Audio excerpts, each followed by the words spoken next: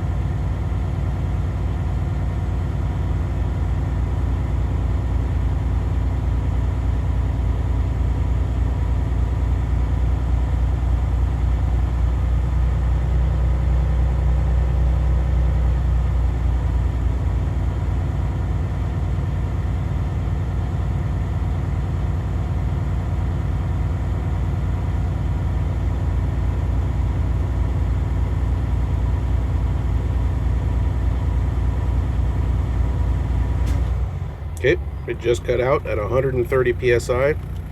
So you can tell that is because right here, that's 100. That one's 125, and then the line below it is 130. So, governor cut out at 130. You don't want to be ambiguous about it. You say exactly what PSI cut off at. Don't say around, don't say about, at 130 PSI. So that was a good test. So now we're going to move on to the next one. So we need to shut the truck off because we need to turn off the engine. And then we're going to turn the key back to the on position. Let our gauges sweep. And we're going to move on to our leaks test. So for your leaks test, you will be timing yourself. So you will want to get a timer on and set. I prefer timers over stopwatches since you can get an alarm with those. So we have a 1-minute timer ready for that. So to do the leaks test, we're going to release both brakes, which we're going to push in both of those. Make sure they both stay in, and then you're going to let the examiner know you're going to apply full brake pressure and hold for 1 minute after the initial air gauge drop. You should not lose more than 4 PSI within that minute with a tractor-trailer combination vehicle. So we're going to go ahead and release parking brake and the tractor protection valve, or the trailer brake. And then we're going to apply full brake pressure, and we're going to watch our gauges. And when our gauges stop moving, then we're going to start our minute timer. So here we go. 1, 2, 3.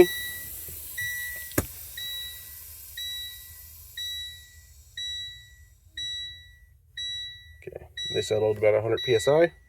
So now we're going to start our minute timer. And we're going to hold it. And you do have to hold it for the full minute.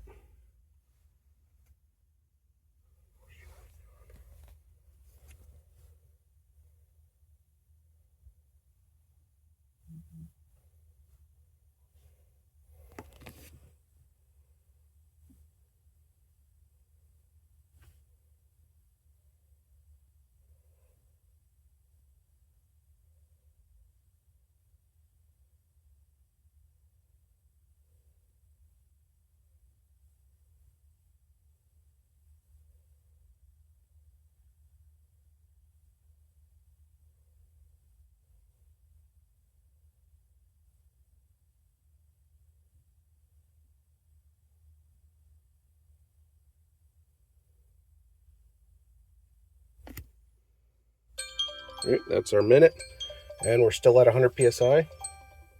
So that test was good. Next, we're going to move on to the low air warning test.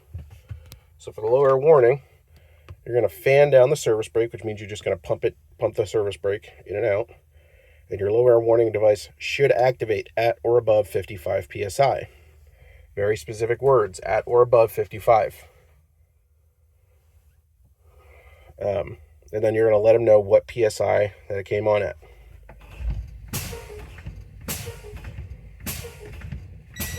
Okay, it came on at 65 psi. So that's a good test. So now you move on to your last one, your tractor protection valve test. So you want to watch both of these valves and make sure they both pop out. So you're going to continue to fan down the service brake, and both the tractor protection valve, which is the red one, and the tractor parking brake must pop out between 20 and 45 psi. No less than 20 and no more than 45 psi. And then you're going to let the examiner know what psi they both pop out at. So we're going to watch the valves.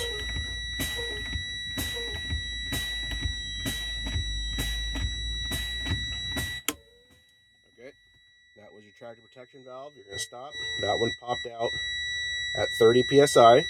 So now we're going to keep fanning down until the parking brake pops out.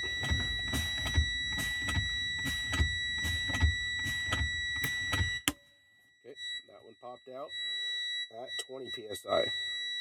So that was a good test.